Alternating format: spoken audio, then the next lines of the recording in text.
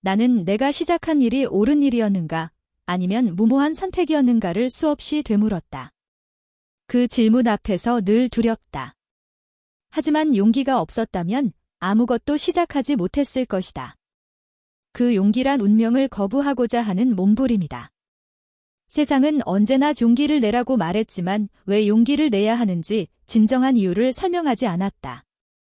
부처도, 예수도, 공자도, 수많은 철학자와 지식인도 결국은 자신들이 정의한 세상을 위해서 착하게 살라고만 가르쳤다. 죄를 짓지 말라, 열심히 일하라, 고통은 축복이다. 그러나 그 말은 언제나 지배자이며 초인의 언어다. 우리는 항상 빚을 진 자, 부족한 자로 규정되어 왔다. 행복은 늘 그들의 방식으로 살아야 얻을 수 있다고 했으나 보장된 것도 실천된 것도 없다. 정말 그것이 정의이고 내가 살아가는 이유란 말인가? 나는 두렵다. 그리고 매번 망설여진다. 마치 절벽 끝에 선 사람처럼 아래를 내려다보며 떨고 있는지 모른다. 사람들은 말한다. 죽을 용기로 살아가면 되지. 왜 어리석은 생각을 하느냐? 맞는 말이다. 하지만 죽을 용기조차 없는 사람은 어떻게 살아야 하는가는 말하지 않는다. 이 괴로운 질문에 매일 나는 막걸리로 견뎠다. 그리고 나를 붙잡아준 것은 지금 쓰고 있는 책이었다. 이 책은 술보다 강한 위로였고 절망보다 강한 희망이었다. 희망을 버리는 순간 삶은 지옥이 된다. 이 책에는 교양도 지식도 없다. 다만 운명에 맞서려는 자를 위한 선택만 있다. 세상에 순응하려는 사람에게는 이 책은 필요가 없다. 그러나 거부하고 싶은 운명 앞에 서 있다면 이 책이 용기가 될 수 있다. 이 책은 관념이 아니라 행동의 책이다. 하지만 모든 공연이 그렇듯 관중이 모여야 연주는 시작된다. 혼자서 아무리 뜨겁게 외쳐도 들을 귀가 없다면 음악은 흩어지는 바람일 뿐이다. 지금까지 세상이 말한 용기는 희생을 미화한 언어였다. 지배자가 만든 논리이며 그들의 세상을 지키기 위한 약자들의 희생을 용기라 부르고 미덕이라 포장했다. 이 책에서는 그런 용기를 말하지 않는다. 운명을 받아들이고 순응하려는 사람이라면 의미가 없는 책이 될 것이다. 여기엔 당신이 원하는 교양도 세련된 지식도 위로의 문장도 없다. 그런 것은 세상 어디서든 가장 찾기 쉬운 것이다. 당장 AI와 채팅만으로도 충분할 만큼 쏟아진다. 오직 필자처럼 거부할 수 없는 운명에 맞서는 마지막 용기를 얻는 책이다. 개인들 SNS 계정 프로필에 지브리 스타일 그림이 한때 유행했다. 사람들은 자신의 얼굴을 만화처럼 포장했고 그 속에서 현실의 모습을 숨기려 했는지 모르겠다. 이미지 관리에 많은 에너지를 쏟는다. 진짜 삶보다 잘 사는 모습을 보여주는데 더 몰두한다. 그러나 부질없게도 남는 것은 스스로 속여온 삶에 대한 피로감뿐이다. 대부분 사람은 남 일에 생각보다 관심이 없다. 그냥 스스로 남들이 관심을 가질 것으로 생각하는 것이다. 세상은 항상 나를 중심으로 돌지 않고 내가 세상을 돌고 있는 것을 잊는다. 부탁하면 그려줄 사람이야 있었겠지만 나는 그냥 직접 스케치했다. 세상에는 너무나 잘 그린 그림만 있고 잘 찍은 사진만 있다. 그래서 내가 거칠게 그린 자화상이 더 매력적으로 보인다. 책값을 정하는 일은 쉽지 않았다. 어차피 싸다고 해서 더 많이 팔린다는 보장도 없다. 평균 책값보다 2배 가까이 비싸게 책정된 듯 보인다. 출판비와 유통비를 고려하면 손해보지 않기 위한 적정 가격을 생각했다. 즉, 이것은 비싼 책이 아니라 정상가의 책이다. 나는 가치를 통해 가격을 정했다. 가격을 낮추면 조금 더 팔릴 수도 있겠지만 의미 없는 판매량이다. 박리담에는 유통회사만 이익을 더 챙긴다. 2개를 팔아서 더 이익을 챙기는 것보다 1개를 팔아서 얻는 이익이 더 많다. 나는 소비자의 선택을 존중한다. 비싸면 사지 않아도 된다. 괜히 싸다고 쓰레기 1권을 사들일 이유는 없다. 부담스럽다면 사지 않아도 된다. 그것은 선택이다. 나는 비싸게 책을 팔고자 더 많이 노력했다.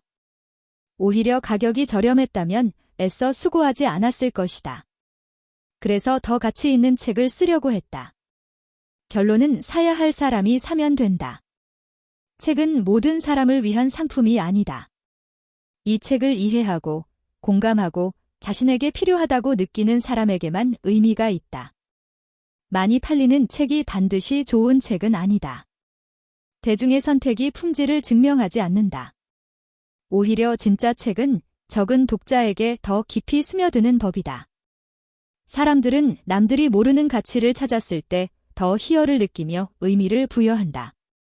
지난날 내가 용납할 수 없는 불의에 편승하려 했던 잘못이 있다. 15년 전 처음 책을 출판했을 때 모 신문사에서 상을 주겠다며 금전적 요구를 했다. 그때 거절하지 못했다. 팟캐스트, 유튜브를 시작하자 지상파 방송국에서 출연을 조건으로 제작비를 요구하는 사람들도 찾아왔다. 내가 비난해왔던 유혹을 결국 내가 이겨내지 못했다. 그렇게 자본주의의 더러운 물에 몸을 담갔다. 더러운 몸은 깨끗한 물로 언제든지 씻으면 된다 믿었다. 설마 더러운 물을 마실까? 생각했다. 다들 그런 교만에 빠져 실수를 한다. 욕망의 갈증은 더러운 물도 마시게 한다는 진리를 이제야 알게 되었다. 그리고 심한 탈이 나서 고생한 대가는 다시 살아가는 것을 감사하며 겸손해야 하는지를 배우게 했다. 그때 처음부터 비싼 책을 쓰려고 노력했다면 유혹이 아니라 가치를 지키려고 했을 것이다. 쉽게 쓴 책으로 유행을 바란 욕심이 화근이다. 요즘 책의 목적이 홍보를 위한 경우가 많아지고 있다. 그들 스스로 더러운 물에 뛰어드는 형국이다. 책을 읽지 않는 시대에 가치 없는 책을 쓰고 어떻게든 홍보하려고 하는 것이 얼마나 애처로워 보이는지 모르겠다. 결국 사야 할 사람은 사고 읽을 사람은 읽는다. 그것만 생각하면 된다. 나는 오직 책을 사준 사람들과 지금까지 함께한 지주클럽 회원들 말고는 다른 사람들의 말에 마음을 쓸 필요가 없다. 나의 책을 읽지도 않고 평가하려고 하는 자들의 말에 마음 줄 필요가 없다. 마지막 나에게 용기를 준 사람은 니체였다. 이렇게 말하면 니체가 말한 염세주의적인 현실을 돌파하자고 했던 그의 철학에서 용기를 얻었을 것으로 오해할 것 같다. 니체는 생전에는 그가 쓴 모든 책이 300권도 팔리지 않았다고 전해진다. 그렇지만 그의 사유는 시간을 건너 살아남았다. 그러한 사실이 큰 위로가 되었다. 용기란 두려움의 부재가 아니다. 운명 앞에서 마지막으로 던지는 인간의 의지다. 나의 시도는 전례 없었다. 그러나 시간은 침묵 속에서 가치를 드러낸다. 바람에 꺼질 불씨가 바람을 타고 번질 때 혁명은 시작된다. 세상에 없던 책을 쓰려 합니다. 낯설게 느껴질 수 있습니다. 그러나 나 이후에 많은 이들이 같은 길을 걷게 될 것입니다. 이 책은 본래 10권으로 완성하려던 작업 과정입니다. 하고 싶은 이야기를 모두 담으려다 보니 한 번에 10권을 마무리하는 것은 역량의 한계를 느꼈습니다. 그래서 10권을 소개하고 길을 여는 일종의 바람잡이 같은 한 권을 먼저 내려고 합니다. 지금은 책을 읽지 않는 시대입니다. 그래서 저는 책을 통해 단순한 정보나 지식 전달이 아니라 그 이상의 가치를 만드는 다소 실험적인 책을 기획하게 되었습니다. 무모하게 보이는 이런 저의 도전에 주변 사람들은 회의적으로 말합니다. 이런 물음에 저의 대답은 분명합니다. 되면 어쩔 건데? 홈플러스, 제가 인수하겠습니다. 책을 마무리하던 순간 홈플러스 매각이 사회적 이슈로 떠올랐다. 마음이 흔들렸다. 사실 나는 10년 전인 2015년 9월 MBK의 홈플러스 인수 때부터 줄기차게 우리가 홈플러스를 인수하자라고 말해왔다. 당시 지주클럽은 고작 300여 명 남짓의 회원이 참여한 모임 성격의 작은 회사였다. 무모해 보였을 것이다. 그러나 내 판단은 분명했다. 그때 이미 홈플러스의 본업 경쟁력은 약화하고 있었고 부채와 자산 구조의 균형도 깨져 있었다. 사모펀드가 들어온 이상 비핵심 자산 매각을 통한 회수가 기본 시나리오가 될 수밖에 없었다. MBK는 핵심 자산을 대부분 팔았다. 문제는 그 후다. 쿠팡의 급성장과 코로나 이후 소비 물류 패러다임의 전환이 확정타가 됐다. 돌파구가 보이지 않는 국면으로 들어간 것이다. 지금 2025년 10월 19일 확인 가능한 객관적 사실은 이렇다. 법원 관리인 측 외부 자문 보고서에 따르면 청산 가치가 약 3.7조 원으로 존속 가치 약 2.5조 원보다 높다. 그래서 회생 절차 안에서 인가전 M&A, 선매각가 진행 중이다. 여기서 많은 이들이 단정한다. 유통업이 더 나빠질 텐데 청산이 빠르지 않나 나는 동의하지 않는다. 청산 가치 3.7조 원이라는 숫자에 의문을 제기한다. 이유는 분명하다. 정상 영업을 멈춘 상업용 시설의 실거래 회수율은 감정가 대비 30% 이하로 급락한다. 담당 회계법인은 이런 사실에 관심이 없다. 그들의 업무는 교과서적이며 엑셀의 숫자만 결과이기 때문이다. 1순위 담보 설정권자인 메리츠에게도 손실을 안겨주기에 충분하다.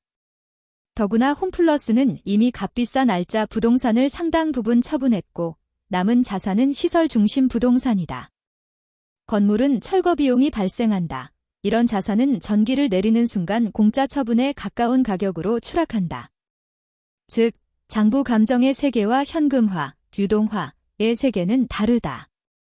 빠른 매각을 전제로 하면 할수록 할인율이 높아진다. 이런 의심을 더 키우는 단서가 있다. 메리츠는 62개 점포를 담보신탁으로 묶어 1순위 우선수익권을 확보하고 있다. 담보감정가 총액은 약 4.8조 원으로 알려졌다. 대출액, 잔액 기준은 약 1.2조 원 수준으로 보도된다. 법리상 신탁담보는 회생과 별개로 권리 행사가 가능하다. 그런데도 메리츠는 왜 당장 담보권을 실행하지 않을까? 이는 감정가 현금 회수가 현실적으로 불가능할 수 있다는 의심을 하게 한다. 실행하면 회수 과정의 시장 충격 가격 할인 사회적 파장을 감내해야 하고 점포별 거래 가능성 시간가치 관리 비용이 크다. 그리고 더 크게 의심되는 것은 정치권의 눈치다. 사회적 문제가 커지면 정치적 결단에 메리츠 증권이 자유롭지 못하기 때문이다. 그래서 마지못한 협상에 나서는 것으로 보인다. 정리하면 지금의 숫자는 청산이 낮다라는 결론을 보이지만 현장 회수율과 시간 사회 비용을 반영하면 청산의 문제도 어려움이 많은 상황이다. 그리고 법적 책임에 대한 두려움도 있다고 보인다. MBK나 메리츠나 자유로운 위치는 아니라고 보인다. 나는 오랫동안 메리츠의 부동산 투자를 의심스럽게 지켜보았다. 거래의 본질, 기존 지분은 사실상 소각하고 신규 자본 유치형 인수로 경영권을 가져온다. 시민펀드 3조 원을 앞세워 운영 전환에 새 돈을 투입한다. 법원과 관리인이 실제로 찾는 건 확실한 새 현금과 사회적 파장 최소화다. 최근 보도에서 확인되듯 실제로 선매각, 오픈 경매, 트랙이 가동 중이다. 나는 돈 없이 창업하기라는 7장의 이 이야기를 덧붙이려 한다. 거대한 기업 인수도 본질을 요약하면 가치의 재배열과 합의의 기술에 불과하다. 누가 새 돈을 넣고 누가 시간을 벌며 누가 신뢰를 보증할 것인가. 이 삼각형을 균형 있게 세우면 청산의 유혹을 넘어서는 대안을 만들 수 있다. 혹자는 이렇게 말할지 모른다. 그래도 청산가치 3.7조 원 아닌가? 맞다. 평가보고서는 그렇게 말한다. 홈플러스 전주효자점 같은 개별 자산의 평가가 2023-2024년 10% 하락했다.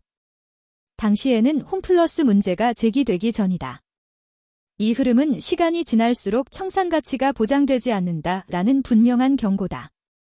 중요한 것은 누가 홈플러스를 인수해도 그것은 망하려는 선택이다. 그러나 나는 충분한 대안이 있다. 이에 대한 평가는 독자의 몫이다. 자세한 이야기는 제7장에 다루고 있다. 중요한 것은 당장 홈플러스를 인수하지 못해도 문제가 되지 않는다.